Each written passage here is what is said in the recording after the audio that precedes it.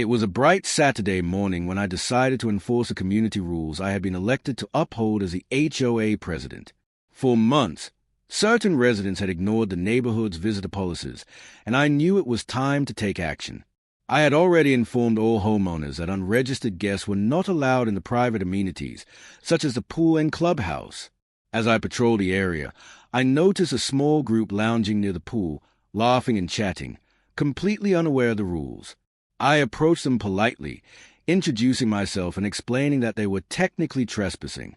To my surprise, one of them, a woman I later came to know as Mrs. Karen Thompson, looked genuinely confused. "Trespassing? But I'm with my friend who lives here," she exclaimed. I calmly informed her that as the homeowner, she was responsible for registering her guests. Since her friend hadn't been properly authorized, they were violating the HOA rules. Mrs. Thompson frowned but reluctantly agreed to have her guests leave. A few minutes later, I received an unexpected call from the police.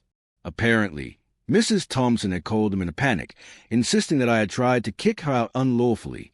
When the officers arrived, I explained the situation clearly, showing the documentation of the HOA's policies and the prior notification sent to all residents.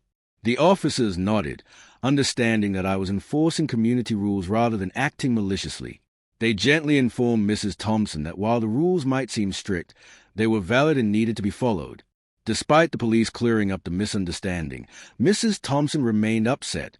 She stormed off, muttering about how authorities should not get involved over trivial HOA disputes. It was a surreal moment, realizing that her lack of awareness about the rules had escalated into an unnecessary police visit. I sighed, making a mental note to hold another community meeting and clarify the guest policies once more. The situation had been uncomfortable, but it also highlighted the importance of clear communication and personal responsibility in a shared neighborhood. By the end of the day, the guests had left and peace returned to the community. While I regretted that the confrontation had escalated, I felt confident in knowing I had done my duty fairly and transparently. Mrs. Thompson would likely grumble about the incident for weeks, but the rules were clear and enforcement was necessary. In a community, sometimes doing the right thing isn't popular, but it is essential